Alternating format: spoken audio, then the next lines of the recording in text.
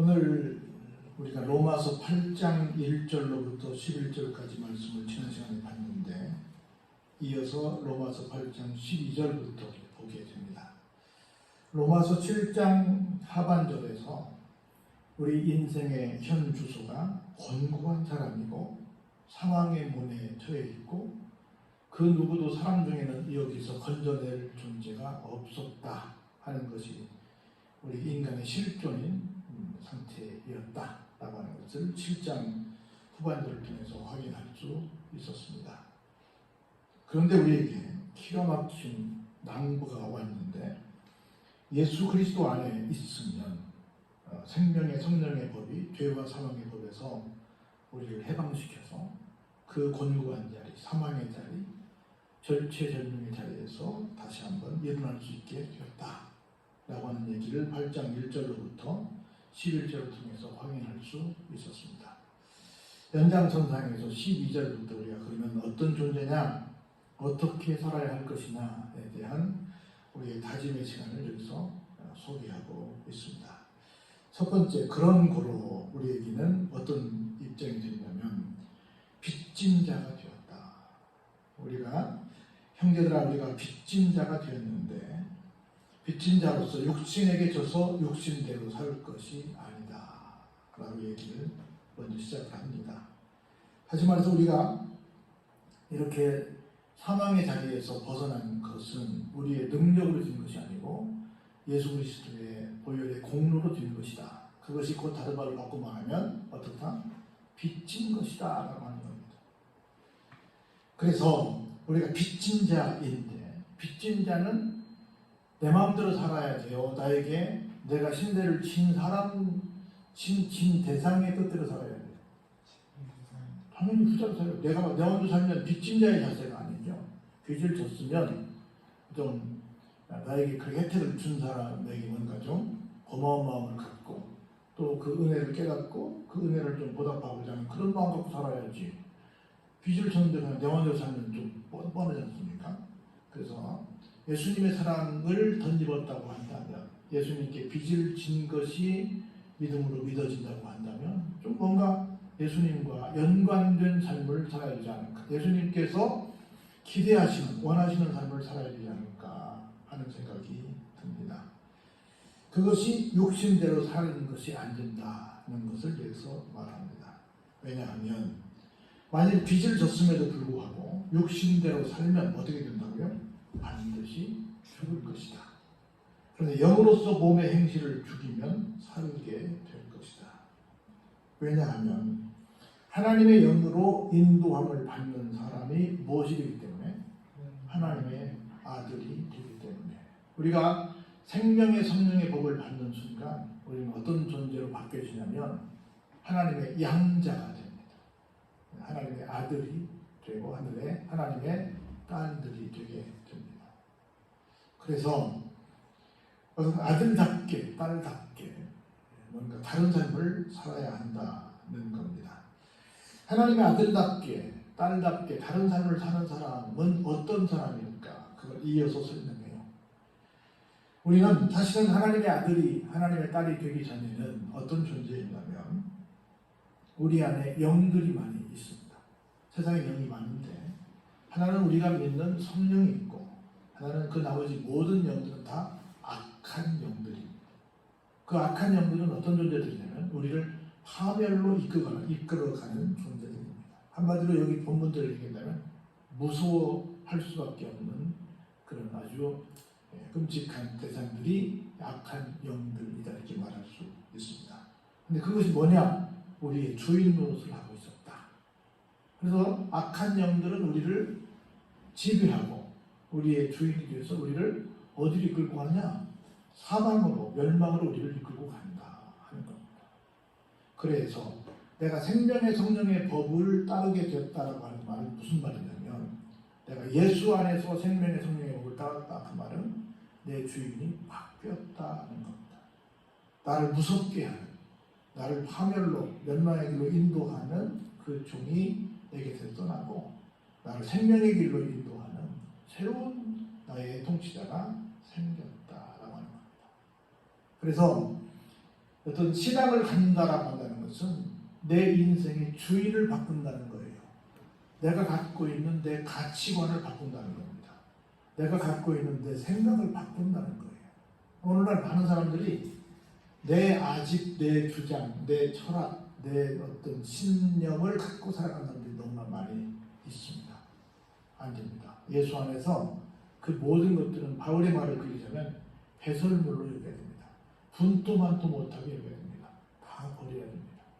그런데 교회가 시끄럽고 세상이 시끄러운 것은 다 그런 자기만의 논리가 너무 많아요. 그래서 언제부턴가 우리 사회 속에 이런 말이 생겼어요. 지금은 다 개성시대야. 네가 살고 싶은 대로 살아. 아모레 파티도 그런 말 아니에요? 결국은 파티가 있는데 그 파티인데 똑같은 얘기예요. 무슨 얘기예요? 네 마음대로 살라는 거예요. 거기 가사에 그런 거 나왔죠? 연애는 필수, 결혼은 선택.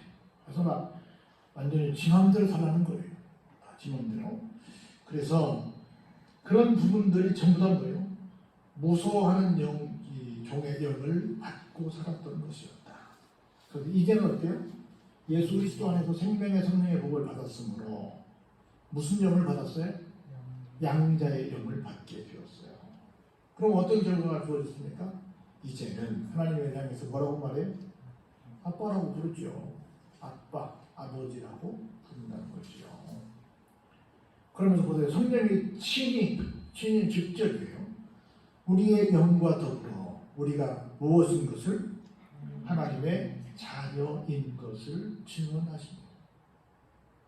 그러면 우리 속에 무서운 것이 있어요? 없어요?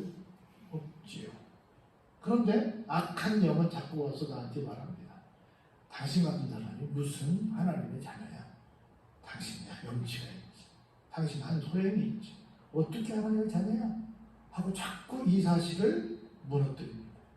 이 마음을 못 갖게 합니다. 그런데 우리가 새롭게 주인을 바꿨다라고 한다는 것은 뭐예요? 하나님의 자녀가 되었다는 것입니다. 그럼 자녀는 어떤 존재일까? 한번 볼까요? 자녀이라고 한다면 상속자, 곧 뭐예요? 하나님의 상속자가 됩니다. 무조건 자녀는 그냥 상속자가 됩니다. 무조건 하고. 그리고 누구와 함께? 그리스도와 함께한 상속자가 됩니다. 그래서 보세요. 우리가 그리스도와 함께 영광을 받기 위하여 무엇도 함께 받아요? 고난도 함께 받아야 합니다. 다 좋은 얘기인데 그리스도께서 우리를 살리시기 위해서 목숨까지 바치셨잖아요. 그럼 우리도 나만 혜택을 입고 말아버리자 아니면 다른 사람 살리자? 다른 사람도 살리자는 거죠.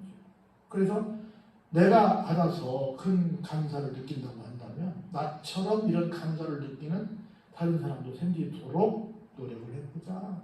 그것이 뭐예요? 그리스도의 고난에 함께 동참하는 것이다 라고 하는 겁니다. 그런데 구원받았다 그러면서 구원받아서 기쁘다 그러면서 즐겁다 그러면서 천국을 간다고 하면서 이것을 다른 사람들에게 전달하지 않는다.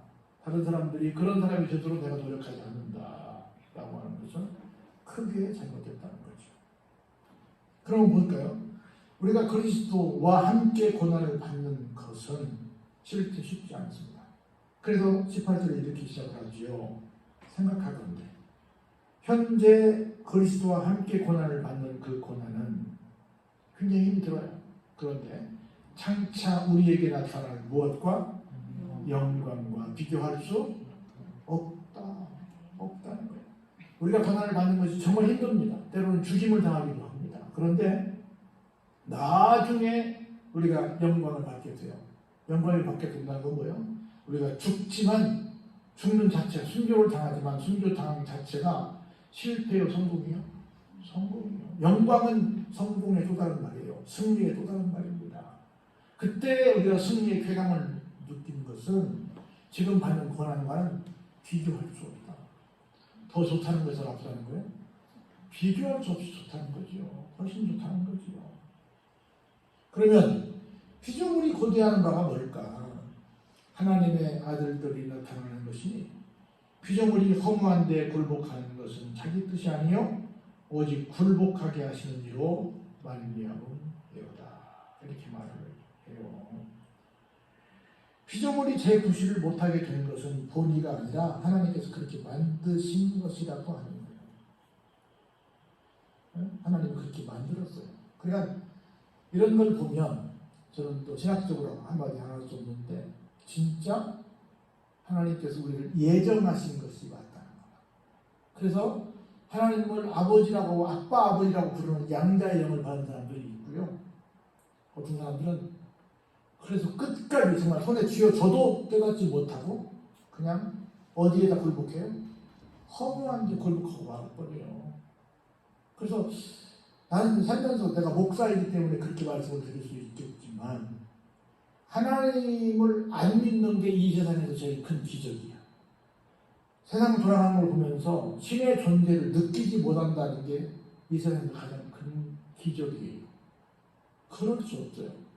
세상을 살면 살수록 사람의 능력은 한계가 있구나. 나의 어떤 힘으로는 뭘 해볼 수가 없구나. 우리가 그걸 어려운 말로 불가항력이란 말이에요. 어떻게 할 수가 없어요. 우리가 뭐 교통사고 나는 거, 뭐 아픈 거, 뭐 심지어 죽는 거, 어떤 여러 가지 많은 일들을 내가 내 손으로, 내 몸이니까 내가 할 수 있을 것 같아요. 근데 쉽지 않습니다. 나에 의해서, 타에 의해서 어떤 환경에 의해서 지난번에 광주에서 건물 오는데 지나가는 버스가 그냥 딱 그 시간에 1분도 아니야. 어떤 사람은 1분만 어떤 사람은 악셀만 좀 밟았으면 본능적으로 피해서 이런 말 했잖아요. 그 사람들 무슨 일부러 갖다 댔어요? 그러지 않았어요. 거기에다 굉장히 피하려고 했을 거예요. 불가항력이에요. 어떻게 해볼 수가 없는 거예요. 누구 잘잘못을 떠나서 허무는 사람들이 물론 불법을 했지만 거기 지나가서 다 죽거나 다친 사람들은 그야말로 불가항력이었어요. 누가 그랬고 왜 해필 그 시간에 거기 갔어요? 이 말이 뭐예요? 그렇게 말할 수 없어요. 지금 다시 말해서 사람들이 내 마음대로 안 돼요. 어떻게 해볼 수 없는 거예요. 그런 것들이 넘쳐나는 거야. 그런데 그런 것들을 주관하시는 신이 없다. 내 마음대로 할 수 있다. 차라리 믿으려면 내 주는 걸 믿어라. 이렇게 말하는 게 얼마나 어거지고 엉뚱한 얘기냐는 거예요. 있을 수 없어요. 우리는 하나님께서 우리에게 하나님의 존재를 가르쳐 주시는 것을 계시라고 하거든요. 하나는 일반 계시 혹은 자연 계시라고 해요. 하나는 특별 계시라고 해요. 예수님을 통해서 성령을 통해서. 하여튼 이것을 끊임없이 우리에게 알려주시고 계세요. 근데 얼마나 우둔하면 이걸 못 깨달아. 세상에서 가장 큰 비극, 세상에서 가장 큰 실패는 이걸 못 깨닫는 것이다. 이게 가장 큰 불행이에요. 다른 것은 좀 불행할 수 있는데 이건 영원한 불행입니다. 그래서 헛된 것에 굴복하며 사는 인생이 되지 않기를 바랍니다. 왜냐하면 그 바라는 것은 뭐예요? 피조물도 썩어짐의 종로로 단대서 해방되어 하나님의 자녀들의 영광에 자유에 이르는 것입니다. 피조물이 다 이제까지 함께 탄식하며 함께 고통을 겪고 있는 것을 우리가 압니다. 하나님을 주인으로 바꾸지 못하면 다 고통 속에 있으면서 탄식하며 살아요. 그런데 주인을 바꾸면 해방되어서 어디로 가요? 영광의 자유의 자리에 가는 거예요. 그러니까 내가 이 세상 살면서 주님을 나의 주인으로 바꿀 거냐? 우리가 예수님을 주님이라고 그러잖아요. 주님은 줄임말인데 길게 풀면 주인님이야. 나의 주인을 주님으로 섬길 것이냐 아니면 허무한 것들에게 내 주인을 삼아서 할 거냐는 거예요. 제가 엊그제 황금산에 갔다 왔거든요. 그때 어떤 장로님 이런 간증을 해요. 여기 예루살렘 갈릴리 장로님이 자기가 잘 아는 어떤 친구가 산을 참 좋아하는데 그 어느 날 보니까 자기가 자주 가는 그 산에 사람들이 막 몰려간다는 거야. 왜 그런가 봤더니 거기에 아주 영험한 돌탑이 하나 있는데 거기 가서 막 빌러 간다는 거야. 그 어디 있는데 나 그 산 많이 갔는데 어디 있는 거야? 그러니까 거기 알려주더래. 그 사람이 한참 묻더래. 아니 돌탑을 얘기하는데 왜 웃어? 당연히 우상을 숭배하는 것 때문에 웃나? 그랬대요. 그랬더니 여러분 식사하셨으니까 내가 드린 말씀이야. 그 탑은 내가 쌌어요. 그러더래요. 왜? 당신 있었어요? 어떻게 해요? 그랬더니 내가 하루는 그 산에 올라갔는데 갑자기 대변이 마려가지고 너무 힘들어서 못 참고 그냥 산에서 그냥 내가 노상 이렇게 용면을 봤다고. 그래서 어떻게 남은 힘을 꺾어가지고 내가 대충 뒤처리를 하긴 했는데 그걸 어떻게 처리를 못 하겠더라고. 뭐 삽도 없고 그래가지고. 그래서 할 수 없이 그냥 그 대변을 내가 돌을 이렇게 쌓았다고. 근데 내가 며칠 있다 가봤더니 사람들이 지나가다가 그러다 돌을 또 쌓더라고. 그래서 한참 쌓다 지나고 나중에 보니까 그게 돌 무더기가 커졌더라고. 그 무더기였나 보만 세상에. 그거 내가 거기다가 그거 한 자리야 그러더라고. 근데 그러다가 놓고 뭐 뭘 빈다고? 아 참나 그 참 미안한 사람도 있어요 하고는 그 처음 그 돌을 땄다는 말이 야 내가 딴 답이 그렇단 말이요 해가지고 웃었다고 그래. 싫어합니다. 그러니까 우리 하다 보면 다 산에 가면 뭐 있어요? 전부 돌탑이 있잖아. 그 돌탑에 뭐가 들었는지 몰라 그게. 하여튼 그렇단 말이야. 다 뭐요? 허무한 데 다 들고 있는 거야 사람들이. 탄식하고 있는 거예요. 그뿐 아니라 우리는 또한 우리 곧 성령의 처음 익은 열매를 받은 우리까지도 속으로 탄식하여 양자 될 것, 곧 우리 몸의 속량을 기다립니다. 우리가 소망으로 구원을 얻었으며 보이는 소망이 소망이 아니니 보는 것을 누가 바라리요. 만일 우리가 보지 못하는 것을 바라면 참음으로 기다릴지니라 라고 얘기합니다. 제가 언젠가 그 말씀을 드렸는데 우리 성도들에게 아니 모든 사람들에게 꼭 필요한 것이 인내예요. 참는 거야. 근데 오늘날 이렇게 가만히 보면 굉장히 많은 분쟁들이 생겨요. 여기저기서. 근데 조금 더 양쪽 얘기를 들어보고 한 번 더 좀 참아보고 좀 왜 그랬는가 좀 깊이 좀 성찰해보고 그렇게 해본 다음에 뭔가 한 말을 하고 뭔가 내 행동을 하게 되면 별로 큰 문제가 없을 텐데 우리는 대부분 어떤 분쟁이 생기는 걸 보면 한쪽 말만 들어요. 그 대부분의 경우는 내가 참지 못해서 발생하는 문제들이 더 커요. 그래서 좀 지나놓고 보고 그럴 만한 뭔가 사연이 있었겠지. 뭐가 있었겠지라고 좀 기다려봐야 되는데 우리는 그러지 못해요. 그래서 참 우리 얻을 것들을 많이 못 얻는 그런 비극의 주인공이 되지 않는가 하는 생각이 좀 듭니다. 그래서 우리는 항상 하는 얘기지만 믿음은 보지 못하는 것들의 증거라고 그러잖아요. 그리고 우리가 이게 영적으로 내가 느끼는 내 체험이잖아요. 내가 눈에 보이지 않잖아요. 그것을 처음에는 막 뜨거울 때는 그거 다 인정하고 아멘하고 막 좋아합니다.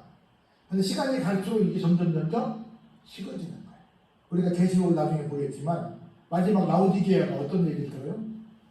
뜨겁든지 차갑든지 해라. 뭐냐 이게 이런 얘기 나중에 듣게 되잖아요. 그것처럼 처음에는 열정적으로 해요. 근데 시간이 갈수록 이상해져. 오히려 또 시간이 갈수록 더 나빠지는 경우도 많이 있어요. 그래서 어떤 은퇴도 참 멋있게 해야 되고 떠나가는 뒷사람의 모습이 아름다워진다 이런 얘기 하잖아요. 뒷모습이 아름다워지는데 그러지 못할 때가 참 많이 있잖아요. 그런 이런 일들이 왜 자꾸 생기냐? 결론은 뭐예요? 잘 참지 못해서 생긴다 하는 겁니다. 그래서 이런 부분들을 좀 보면서 우리는 누구냐? 결론적으로 한 말씀을 드리면 하나님의 영으로 말미암아 우리는 하나님의 양자가 되어서 하나님의 상속자가 되었다 하는 거예요. 이게 예수 그리스도로 말미암아 새로운 법에 해당되는 사람이 된 것이다 라고 하는 겁니다. 이걸 우리가 깨닫고 내 인생이 주인을 바꾼 인생이구나. 내 인생이 이제 해방된 인생이구나. 내 인생이 이제 하나님을 아빠 아버지라고 부르는 인생이구나. 내 인생은 이제 하나님의 상속자가 된 신분 상승, 신분 변화가 온 존재로구나. 그런데 때로는 이게 좀 이 영적인 부분이 좀 식어지니까 끝까지 인내해서 이 상태를 내가 유지해야 되겠구나. 끝까지 마지막까지 가야 되겠구나. 중도에 포기하면 안 되겠구나. 이런 다짐을 하는 여러분 되시기를 바랍니다. 그래서 여러분, 근데 이 마귀는 계속 우리 쪽에 속삭여요. 아니야, 넌 자격 없어. 하고 자꾸 나에게 이 마음을 유지를 못하게 합니다. 그래서 항상 내 속에 있는 악한 영들아, 내가 나사렛 예수 이름으로 명하노니 쏙 물러갈지어다 하고 내 속에 나에게 질병을 가져다 주고, 나에게 나쁜 마음을 가져다 주고, 나에게 여러 가지 불편함을 주고, 나에게 여러 가지 정말 정상적이지 못한 마음들을 갖게 하는 모든 것들을 여러분들과 선포해야 돼요. 내가 나사렛 예수 이름으로 명하노니 내 속에 부정적인 모든 것들은 쏙 물러갈지어다 하고 선포해야 돼요. 그래서 하나님이 그렇게 말씀하셨는데 그걸 믿어야지. 자꾸 속삭이는 거예요. 주변에 보면 속삭이는 사람들이 굉장히 많습니다. 옛날 어떤 어른들은 그렇게 말씀하셨다고 그래요. 속삭이는 사람과는 절대 결혼하지 마라. 이런 말도 했다고 해요. 옛날 성경에는 없는데 옛날 어른들의 말씀. 자꾸 속삭여. 그리고 자기한테만, 나한테만 특별하게 비밀을 말하는 것 같아. 근데 나중에 보면 또 다 알아. 이런, 그 성경은 한담하는 자라고 이렇게 말했어요. 다니면서 막 이렇게 쉽게 말하면 뒷담화하고 다니는 거예요. 이런 부분들이 너무 많은 거예요. 그래서 그런저런 부분들을 다 누가 하는 거예요? 그 속에 악한 영이 들어가서 나에게 하는 거야. 그래서 내 마음을 자꾸 약하게 하는 거야. 그래서 나를 자꾸 시험에 들게 하는 거야. 나를 인내하지 못하게 하는 거야. 그래서 내가 받은 이 놀라운 축복을 자꾸 벗어 던지게 하는 거야. 이런 안타까운 자리에 내가 빠지지 않도록 각별하게 신앙을 잘 유지하는 여러분 되시길 주의 이름으로 축원합니다.